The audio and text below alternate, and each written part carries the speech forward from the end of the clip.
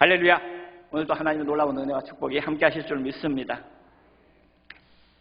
오늘 제가 주보에 말씀 제목을 좀 간단하게 올렸습니다. 뭐라고 올리냐면 주 예수를 믿으라. 그리하면 점점점 하고 올렸습니다. 이렇게 점점점으로 올린 이유가 두 가지가 있는데, 하나는 제목이 너무 길어서이기도 하고요. 또 다른 한 가지는 제가 제목을 그대로 적어놨으면은 성도님들이 상당히 혼란스러웠을 것 같아서 그냥 제목을 주 예수를 믿으라. 그리하면 점점점으로 올렸습니다. 오늘 제가 전하고자 하는 말씀의 완전한 제목은 주 예수를 믿으라. 그리하면 너와 내 집이 구원을 얻으리라. 이 말씀이 진리인가 아닌가 라는 것이 온전한 제목입니다. 어떻습니까? 오늘 말씀 제목을 보면 조금 혼란스럽지 않습니까? 왜냐하면 대부분 이 말씀이 당연히 진리일 것으로 생각하고 있기 때문입니다. 그런데 그래서 또 이 말씀들을 모든 교회에서도 외부에 많이 걸어놓고 참 좋은 말씀이긴 합니다. 그런데 이 말씀이 정말 진리인지 아닌지를 저는 좀 살펴보고자 합니다. 먼저 이 말씀을 살펴보려면은 진리가 무엇인지 그 진리의 조건을 살펴봐야 됩니다. 진리라는 것은 어떤 사실이 진리가 되기 위해서는 그 조건이 어떤 사실이 항상 옳아야 합니다. 이것은 2000년 전에나 지금이나 2000년 후에도 그 말씀이 옳아야지 진리라고 할 수 있습니다.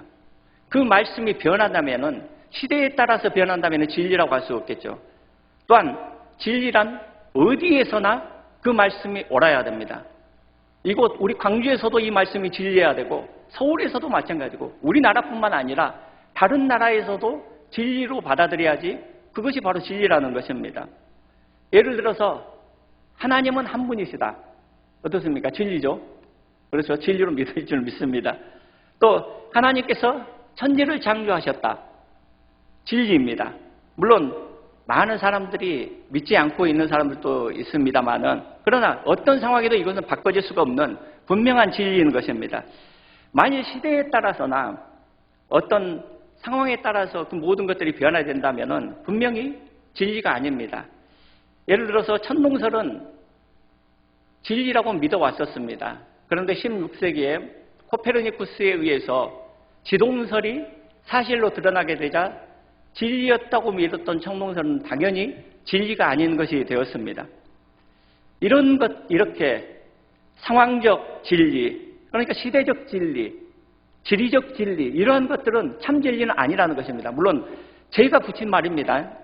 상황적 진리나 시대적 진리, 지리적 진리는 제가 붙인 말이니까 그 말씀 사전에서 찾아보실 필요는 없습니다.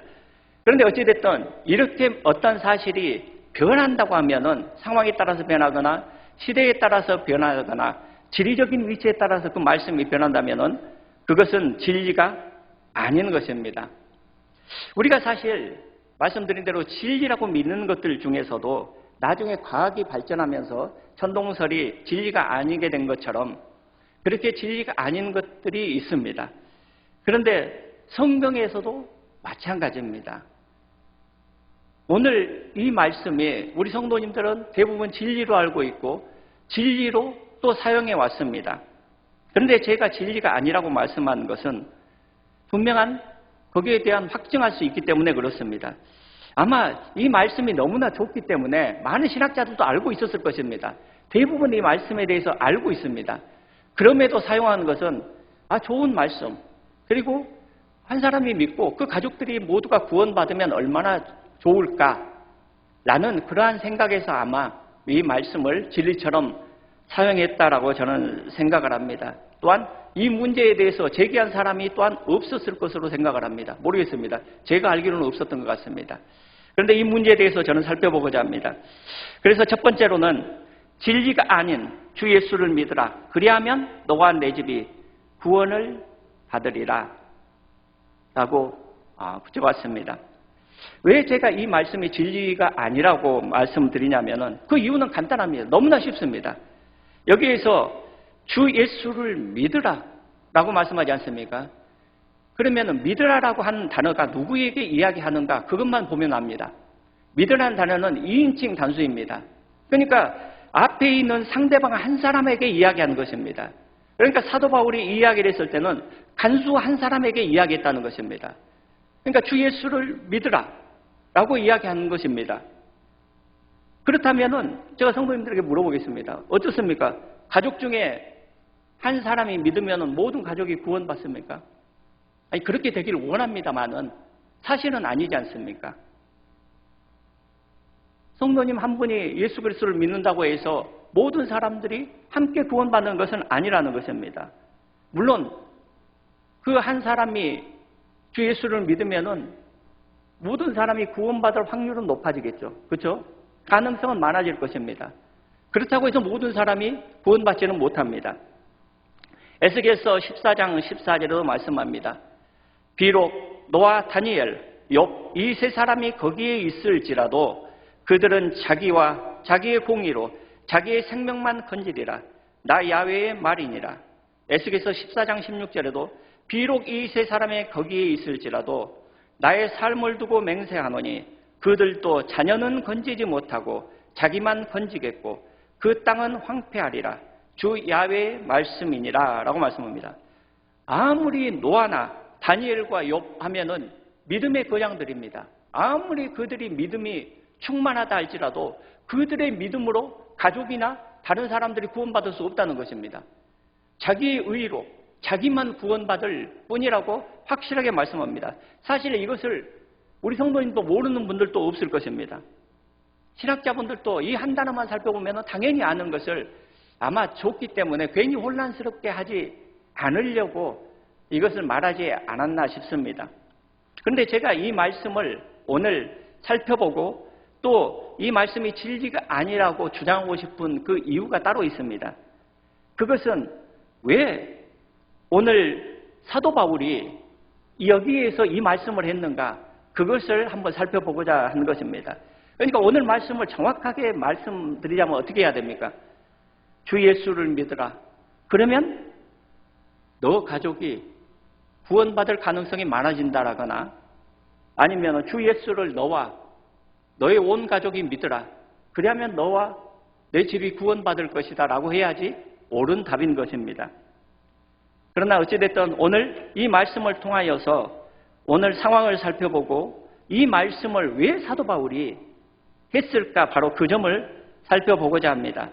사실 이 빌립보 감옥에서는 상상할 수 없는 일들이 일어났습니다. 물론 하나님의 역사는 기적의 역사죠. 그리고 정말 저와 성도님들에게도 이런 기적 같은 일들이 많이 일어났었을 것입니다.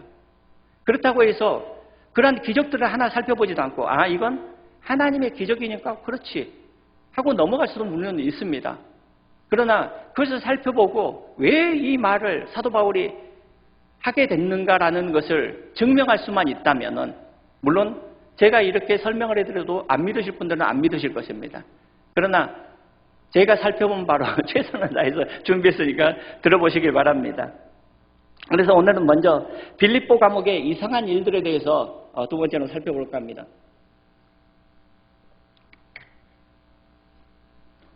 빌립보 감옥에서 일어난 이상한 일들 중에 가장 첫 번째는 바로 사도 바울과 실라의 찬양입니다.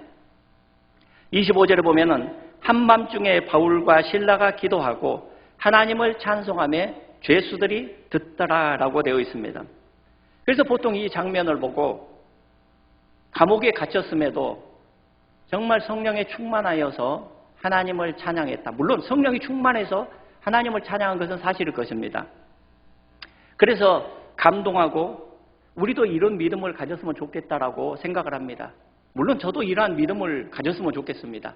어떤 상황에서나 어디에서나 하나님을 찬양할 수 있다면 그것처럼 기쁜 일은 없을 것입니다. 그런데 무엇보다도 이 사실들이 일반적인 일들은 전혀 아니었다는 것입니다. 왜냐하면 지금 찬양하는 곳이 감옥입니다. 그렇죠? 그리고 깊은 밤이었습니다. 한밤중에 찬송했습니다. 물론 가끔씩은 저희 아파트에도 이렇게 찬송은 아니고 기타 치고 노래하는 사람이 있습니다. 그것도 밤 12시가 넘어서 말입니다. 참 이상한 사람이죠. 그런데 지금 사도 바울도 그렇게 이상한 일을 한 겁니다. 그런데 참 가서 그렇게 노래하고 그러면 기타 치면서 노래하고 그러면은 머릿속에 방음 시설을 해놨는지 어쩐지 모르겠지만 좌우지간 다 들립니다. 그래서 가서 한번 말하고 싶은데 제가 목사지 않습니까? 목사가 가서 다투면 되겠습니까? 그래서 하나님께서 이걸로 저의 인내를 테스트하시는구나 라고 그냥 참습니다. 그러면 1시 정도면 끝나긴 끝나더라고요. 그래서 그냥 넘어가고 또 앞으로도 그렇게 넘어갈 겁니다. 그러나 어찌됐든 이러한 일들은 보통 일이 아니라는 것입니다. 그것도 오늘 이곳은 감옥이고 저희 집 아파트에서 찬양하는 것은 노래하는 것은 자기 집 아닙니까? 자기 집에서 자기가 노래하니까 할 말은 있겠죠. 그런데 오늘 이곳은 감옥이라는 것입니다. 성경에 이렇게 감옥에 갇힌 사람들이 많이 나옵니다. 그런데 찬양했다라는 그것도 야심한 밤에 찬양했다라는 기록은 모르겠습니다. 제가 알기로는 없는 것 같습니다. 그리고 큰 소리로 찬양했다라고 이야기하고 있죠. 그래서 죄수들이 다 들었습니다. 그래서 물론 사도 바울이 항상 하나님을 찬양한 것은 사실입니다. 그래서 사도 바울의 서신서회를 보면은 하나님을 찬송하라고 많이 적어서 보냈습니다. 에베소서 1장 3절에도 찬송하리로다. 하나님 곧 우리 주 예수 그리스도의 아버지께서 그리스도 안에서 하늘에 속한 모든 신령한 복을 우리에게 주시되라고 말씀하시고 또 다른 서신서에서도 하나님을 찬송하라, 하나님을 찬송하라 계속해서 적어서 보낸 사람이 사도 바울이긴 합니다. 그럼에도 이상한 것은 이렇게 야심한 밤에 찬양한 것은 이곳이 유일하다는 것입니다. 사도 바울이 몇 번이나 감옥에 갇혔을 것 같습니까? 여러 번 갇혔죠. 고린도후서 11장 23절에 보면은 그들이 그리스도의 일뿐이냐 정신없는 말을 하거니와 나는 더욱 그러하도다. 내가 수고를 넘치도록 하고 옥에 갇히기도 더 많이 하고 매도 수없이 맞고 여러 번 죽을 뻔하였으니 옥에 갇히기도 더 많이 했다고 이야기합니다. 여러 번 갇혔습니다. 그런데 찬양한 적이 또 있었습니까? 다른 데서? 이렇게 야심한 밤에 찬양한 적은 없었습니다. 그렇다면 이상하지 않습니까? 왜 오늘만 그렇게 성령 충만하고 다른 때는 성령 충만하지 않았단 소리입니까? 그렇진 않았을 것입니다. 그렇다면 오늘 찬양하는 것이 무언가 이유가 있어서 찬양했다고 보는 것이 훨씬 더 합당한 것입니다. 또 다른 제수들은 또 꼼짝도 않고 찬양을 했는데 그리고 또 보면은 베드로와 사도들이 사도행전 5장에 감옥에 갇혀있는 장면이 나옵니다. 다른 사도들도 보실까요? 그리고 또 사도행전 12장에도 옥에 베드로가 갇혔습니다. 거기에 사도행전 12장 6절 이하에 보면은 헤롯이 잡아내려고 하는 그 전날 밤에 베드로가 두 군인 틈에서 두 사슬에 매어 누워 자는데 파수꾼들이 문 밖에서 옥을 지키더니 호련히 주의 사자가 나타나며 옥중에 광채가 빛나며 또 베드로의 옆구리를 쳐 깨워 이르되 급히 일어나라 하니 쇠사슬이 그 손에서 벗어지더라 라고 말씀하고 있습니다. 베드로가 찬양했습니까? 아니죠. 자고 있었습니다. 그런데 오늘 이 장면에서만 바울과 실라가 찬양을 했었습니다. 그리고 오늘 본문을 자세히 보면은 22절, 23절에 보면은 무리가 일제히 일어나 고발하니 상관들이 옷을 찢어벗기고 매로 치라 하여 많이 친 후에 옥에 가두고라고 기록되어 있습니다. 옥에 갇히기 전에 그냥 갇히는 것이 아니라 많이 맞았습니다. 아주 심한 매를 맞았다는 것입니다. 왜 여기에 매를 많이 맞았다고 기록이 났을까요? 다른 때는 매 맞지 않았을까요? 많이 맞았을 것입니다. 그런데 오늘 특히 많이 친 후에 가두었다고 또 기록되어 있는 것도 보통 일은 아닙니다. 그런데 매를 많이 맞았는데 거기서 찬양한단 말입니까? 물론 성령님께서 시킨다면은 찬양이 나오겠죠. 어떤 상황 가운데서든지 우리가 생각했듯이. 그러나 이 가운데 찬양을 하게 되면 그 후에 어떠한 일들이 일어날 가능성이 많습니까? 옆에 감옥에 있던 감방에 있던 죄수들의 원망은 말할 것도 없을 것이고 왜냐하면 잠은 자야 되지 않겠습니까? 죄수들이라도. 또 그 소리를 간수가 들은다면 어떻게 되겠습니까? 훨씬 더 많이 맞을 것 아닙니까? 그런데 찬양을 했다는 것입니다. 그래서 절대로 일반적인 일은 아니었다는 것입니다. 그리고 두 번째로는 지진이 일어난 일입니다. 25절 이하에 보면은 한밤중에 바울과 실라가 기도하고 하나님을 찬송하며 죄수들이 듣더라. 이에 갑자기 큰 지진이 나서 옥터가 움직이고 문이 곧다 열리며 모든 사람의 메인 것이 다 벗어진지라 라고 말씀하고 있습니다. 찬송하자 지진이 났는데 큰 지진이었다고 말씀합니다. 왜 큰 지진이냐면 옥문에 그 자물쇠가 비끌려가지고 떨어져 버릴 정도의 그러한 지진이었다는 것입니다. 물론 사람들의 착고가 열려진 것은 하나님의 기적일 수밖에 없습니다. 그러나 옥문이 열려진 것은 그만큼 큰 지진이었다는 그 반증이기도 합니다. 그래서 과연 이 지진이 어느 정도 강도였을까? 또 제가 궁금하면 못 참습니다.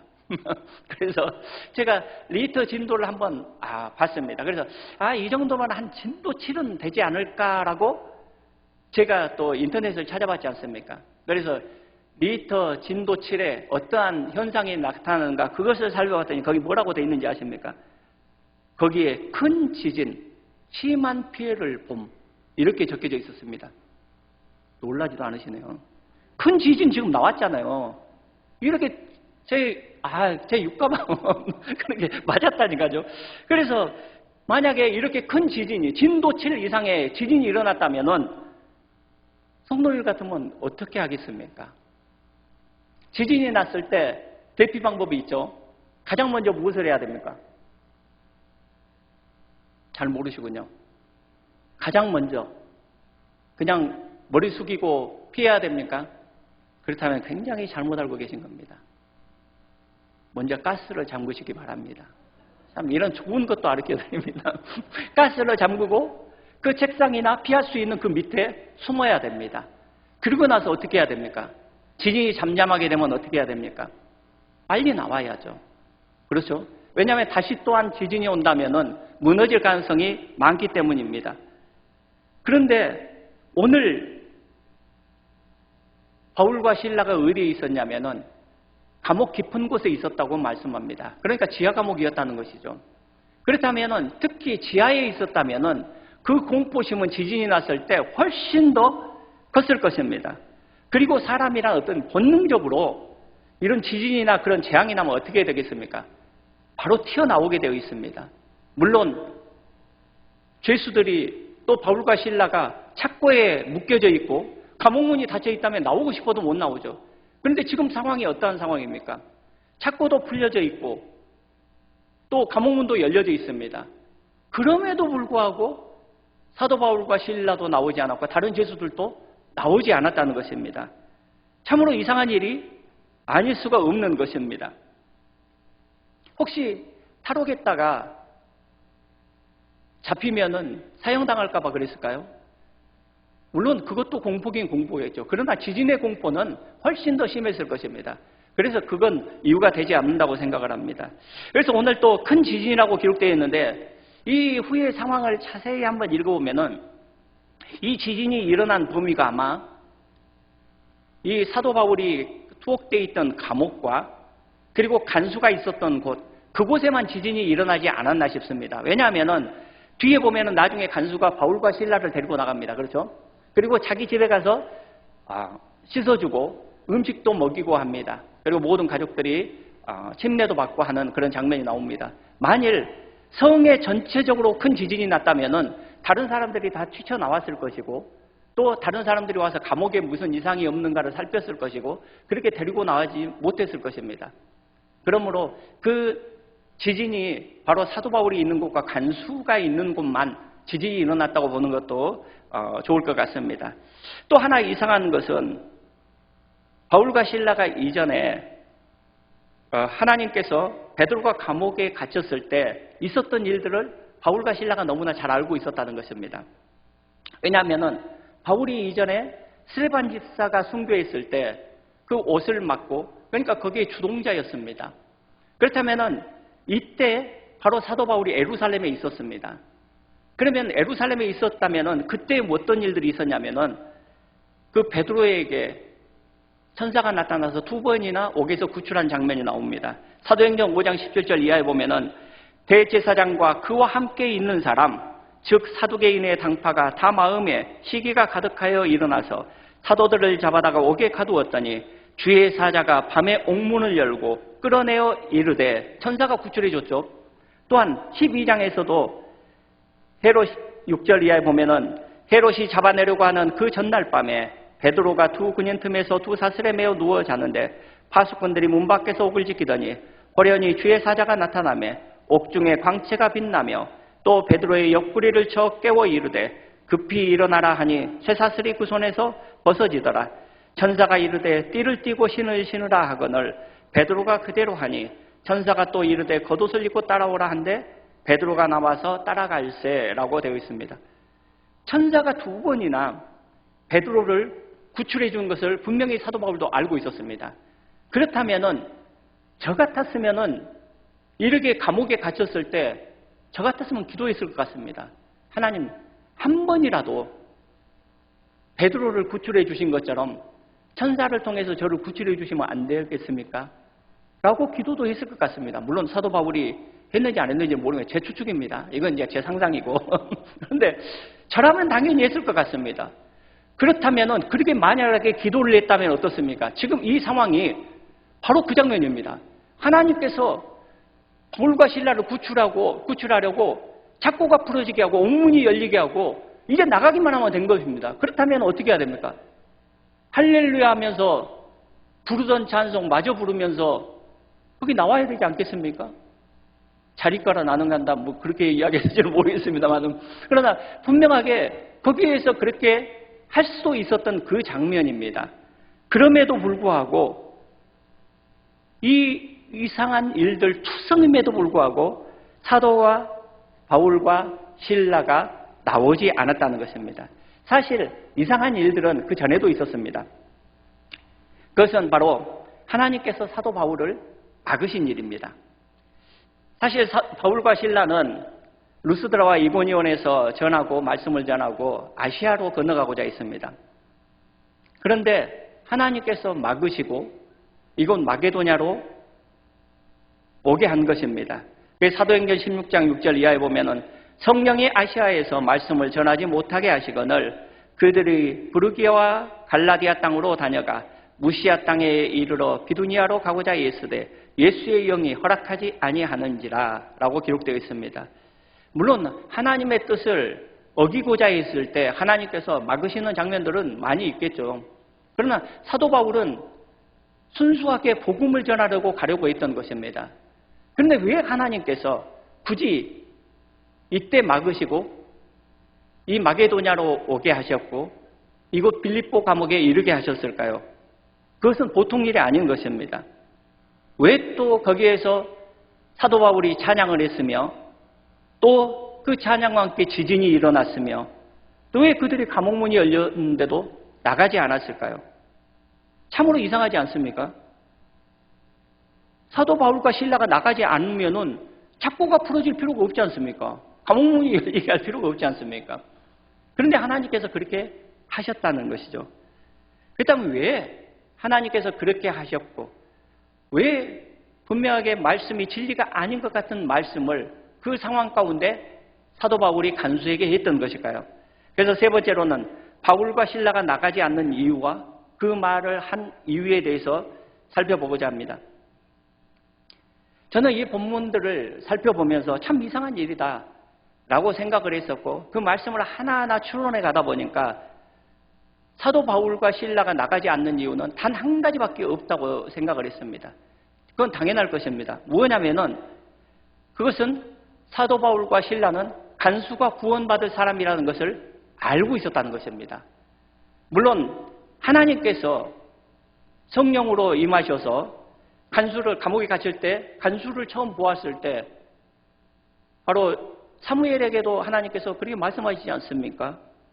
사무엘이 다윗을 만났을 때 이야기합니다.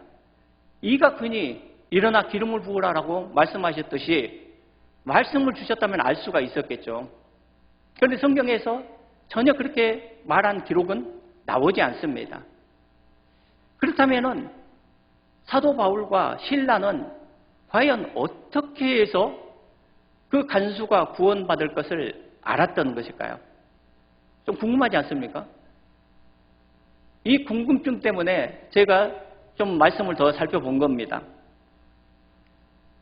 분명히 하나님께서 말씀을 안 하셨는데 사도 바울과 실라가 이것을 알고 있었다면 이미 다른 곳에서 이 간수의 얼굴을 보았다면 어떻겠습니까?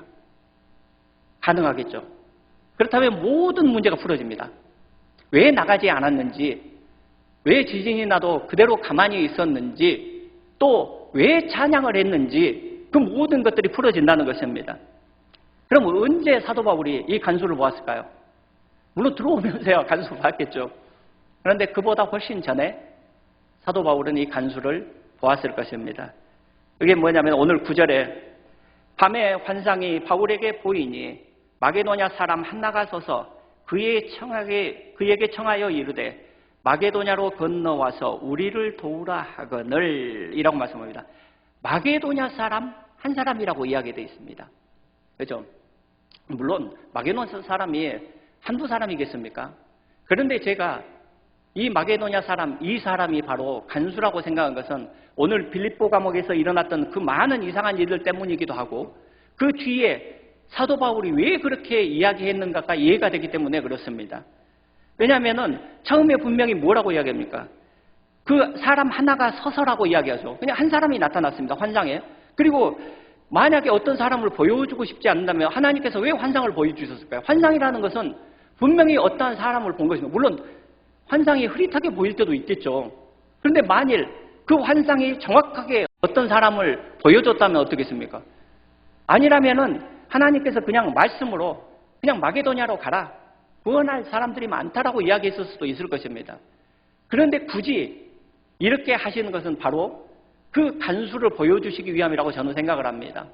그래서 그때 간수를 보았고, 근데 여기서 또 뭐라고 이야기합니까? 간수가 뭐라고 이야기하냐면 그에게 청하여 이르되 마게도냐로 건너와서 우리를 도우라 합니다. 분명히 처음에 한 사람이 나타났는데 우리를 도우라라고 합니다. 이상하지 않습니까? 그러면은 만약에 한 사람만 나타나는 환상을 사도 바울이 보았다면 어떻게 뒤에 대답이 나와야 됩니까? 아, 저 사람을 도우라고 하는구나. 우리를 도우라 했어도 저 사람을 도우라 하는구나라고 이야기했었을 것입니다. 근데 사도 바울이 뭐라고 이야기하냐면요. 10절에 보면은 바울이 그 환상을 보았을 때 우리가 곧 마게도냐로 떠나기를 힘쓰니 이는 하나님이 저 사람들에게 복음을 전하라고 우리를 부르신 줄을 인정함이라 라고 이야기하고 있습니다. 분명히 사도 바울이 그 복수의 사람을 인정했습니다. 그렇다면은 제가 상상하기로는 그렇습니다. 처음에 마게도냐 사람, 그러니까 간수 한 사람이 나타나서 이야기를 했고 우리를 도우라 했을 때 그 뒤에 그의 가족들이 서 있었을 것으로 생각을 합니다. 그러므로 그 모든 가족들이 구원받을 것을 이미 사도 바울은 이 환상을 통해서 확실하게 알고 있었고 그러므로 말미암아 그 모든 일들을 그 뒤에 행한 것입니다. 그래서 이 사도 바울이 그 빌립보 감옥에 갇히게 될 때 바로 이 간수를 보았을 때 어떠한 느낌이었겠습니까? 아, 하나님께서 저 사람을 여기서 만나게 하려고 이렇게 귀신들까지 그 역사하셔서 귀신들을 사용하시는 거죠. 귀신들까지 사용하셔서 우리를 이곳에 보냈구나라고 생각하고 찬양을 했다고 저는 생각을 합니다. 뭐 동의하지 않으신 것 같지만 말입니다. 많은 분들이. 그래서 그렇지 않다면은 이것은 이해할 수가 없는 일인 것입니다. 그래서 제가 또 이제 왜 그 환상에서 본 사람이 간수였다고 확신하냐면은 오늘 30절, 31절에 보면은 그렇습니다.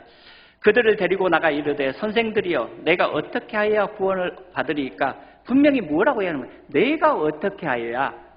그러니까 이때는 한 사람이었습니다. 그렇죠? 내가 어떻게 하여야. 그러니까 그의 가족들과 함께 있지 않았습니다. 물론 32절에 보면은 주의 말씀을 그 사람과 그 집에 있는 모든 사람에게 전하더라라고 기록되어 있지만은 분명히 이 말을 했을 때 내가 어떻게 구원을 받으리까라고 물었을 때는 분명히 간수 한 사람밖에 없었을 것입니다. 그럼에도 불구하고 사도 바울이 주 예수를 믿으라. 그리하면 너와 내 집이 구원을 받으리라라고 자신 있게 이야기하는 것은 사도 바울이 틀린 것이 아니라 사도 바울은 틀릴 수가 없는 사람입니다. 왜냐하면 모든 교리를 우리 기독교의 교리를 완전하게 세운 사람입니다. 근데 그 사람이 어떤 상황 가운데 어떻게 잘못 이야기를 했을까요? 잘못된 것을 진리로 이야기했을까요? 그럴 가능성은 제로입니다. 그렇다면 이미 사도 바울은 그 모든 것들을 알고 있었기에 여기에서 모든 가족들이 그 사람과 더불어서 구원받을 것을 그 환상에서 보았기에 이렇게 이야기한 것입니다. 그렇다면 모든 것이 풀리게 됩니다. 그래서 만일 사도 바울과 간수가 그 가족들의 얼굴을 미리 보지 않고 이런 말을 했다면 사도 바울이 틀린 거겠죠. 그러나 분명히 그 사실을 알고 있다면 모든 것들이 해결될 줄 믿습니다. 그리고 이제 그 뒤에 일들이 있습니다. 사도 바울이 이제 간수가 자살하려고 했을 때 그 사람을 붙잡습니다. 그래서 28절에 바울이 크게 소리질러 이르되 내 몸을 상하지 말라. 우리가 다 여기 있노라 하니, 그리고 이제 29절에 간수가 등불을 달라고 하며 뛰어들어가 무서워 떨며 바울과 실라 앞에 엎드리고 그들을 데리고 나가 이르되 선생들이여 내가 어떻게 하여야 구원을 받으리까? 라고 묻습니다. 그렇다면 오늘 28절과 29절 사이에도 많은 것들이 숨겨져 있습니다. 그러니까 어떠한 것들이 숨겨져 있냐면은 내 몸을 상하지 말라 하고 바울이 이야기하자 분명히 간수가 등불을 달라고 해서 감옥 안으로 들어갔었습니다. 그러면 감옥 안에서 이 간수가 본 장면들이 어떠한 장면이었겠습니까? 창고는 다 풀어져 있고 또 감옥문도 다 열려져 있고 그 안에 감옥문도 다 열려져 있었을 거 아닙니까? 감옥문도 다 열려져 있는 그러한 상태였던 것입니다. 그런데 사도 바울도 다른 죄수들도 꼼짝 않고 있었습니다. 그래서 아마 이 간수가 물었을 것입니다. 아니 도대체 이게 어떻게 된 일입니까? 그리고 왜 당신도 그렇고 이 죄수들은 도망가지 않는 것입니까? 라고 물었을 것입니다. 그때 사도 바울이 그간의 모든 상황들을 이야기했을 것입니다. 사실 이 모든 것들이 하나님께서 당신을 구원하시고자 이 모든 일들을 하시는 것이요. 지진이 일어난 것도 그렇고 우리가 찬양을 한 것도 그렇고 또 이 창고가 풀어지고 그 모든 것들이 풀려졌어도 사람들이 나가지 않는 것, 그리고 특히 나와 실라가 나가지 않는 것도 당신을 하시고자 하시는 그 하나님의 그 이름을 알았기 때문에 우리가 당신을 기다리는 것입니다라고 이야기했을 것입니다. 그렇게 이야기하자 어떻게 있겠습니까? 아, 정말 그렇습니까? 감사합니다라고 했지 않겠습니까? 그리고 나서 아마 다른 감옥문들 창고까지 다 채웠는지는 모르겠습니다만은 아마 그런 시간도 없었을 것 같습니다. 감옥문들은 다 잠갔을 것입니다. 그리고 나서 오늘 사도 바울을 감옥 밖으로 데리고 나오는 장면입니다. 그리고 간수가 물었던 것입니다. 이 모든 것들이 하나님의 계획 안에서 다 이루어지는 것임을 믿으시길 주님의 이름으로 축원합니다.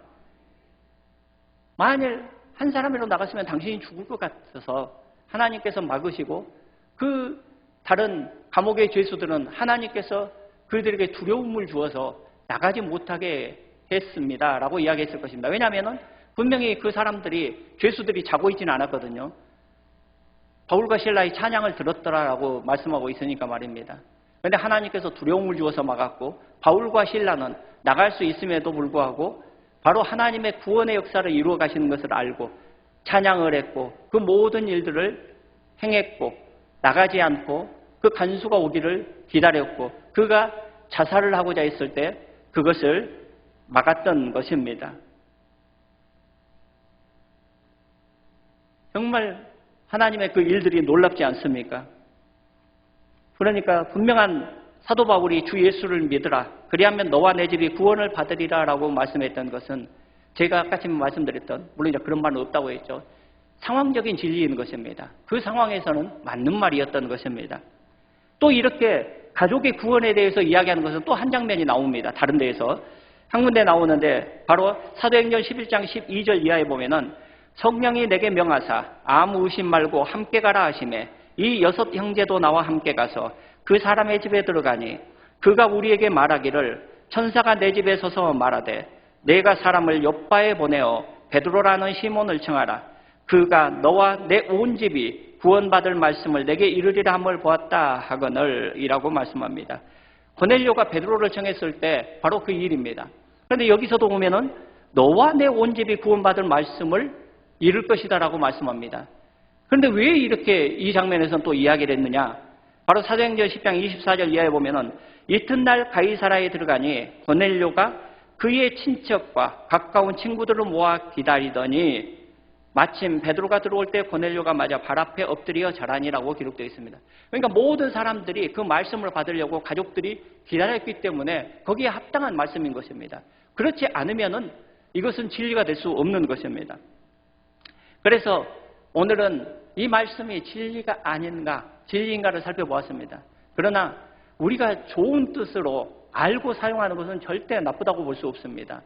그러나 진리가 아님에도 불구하고 그걸 진리로 알고 있는 것은 분명히 잘못된 것이죠. 그리고 또한 어떠한 상황 가운데 사도 바울과 실라가 그러한 일들을 행했고 어떻게 그 간수가 구원을 받게 되었는가, 그것을 살펴보는 것은 합당한 일이기에 제가 이것을 살펴보았습니다. 그리고 저는 이 말씀을 살펴보면서 무엇보다도 하나님께서 한 사람 한 사람의 구원을 위해서 얼마나 많은 일들을 행하시는가, 그것을 보았습니다. 참 놀랍지 않습니까? 어떤 한 사람에게 바울에게 그런 환상을 보게 하시고 또 찬양을 하게 하시고 만나게 하시고 그리고 가문문이 열리고 창고가 풀어지고 무엇보다도 지진이 났습니다. 제가 오늘 찬양에도 했죠. 오소서 진리의 성령님 이 땅 흔들며 임하소서. 이 땅 흔들며 임하셨습니다. 이러한 일들을 행하셨다는 것입니다. 바로 구원을 이루기 위해서 그 모든 일들을 행하셨다는 사실을 믿으시길 주님의 이름으로 축원합니다. 그리고 사도 바울을 움직이시고 또 다른 모든 사람들은, 죄수들은 잠잠케 하셨습니다. 그 모든 역사를 우리 하나님께서 이루셨음을 믿으시길 바랍니다. 그 중에 가장 큰 기적은 무엇입니까? 예수님께서 이 땅에 직접 오시고 바로 십자가에서 몸 찢고 피 흘리셔서 우리를 구원하신 일입니다.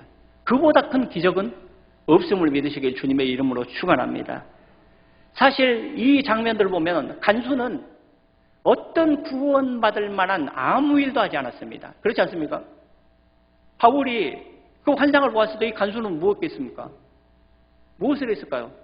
그 간수의 일을 하고 사람들 때리고 못 살게 하고 그 간수의 일을 하고 있었을 것입니다. 이 사람이 착해서 구원받은 것 절대 아닙니다. 간수였다면 당연히 악했을 것입니다. 구원받으면 우리는 착했다고 생각하는데 아닙니다. 저도 많이 좀 안 착한 부분들이 있거든요. 제가 합니다. 그러나 정말 하나님께서 택하셔서 우리를 구원하셨음을 믿으시길 주님의 이름으로 축원합니다. 이 간수는 아무것도 한 일도 없었고 단지 그 상황 가운데 자살하려고 있었습니다. 모든 것이 끝났다라고 생각했었습니다. 그런데 그를 하나님께서 구원하셨다는 것입니다. 하나님께서 역사하시고 그를 하나님의 말씀에 무릎 꿇게 하셨음을 우리가 봅니다. 그리고 어찌하여야 구원을 얻으리까라고 묻게 된 것입니다. 그러자 사도 바울이 이야기했습니다. 주 예수를 믿으라. 바로 예수를 믿는 것, 바로 그 외에 구원이 없음을 믿으시길 주님의 이름으로 축원합니다. 주 예수께서 말씀하셨습니다. 나는 길이요 진리요 생명이라고 말씀하셨습니다. 바로 그분이 진리입니다.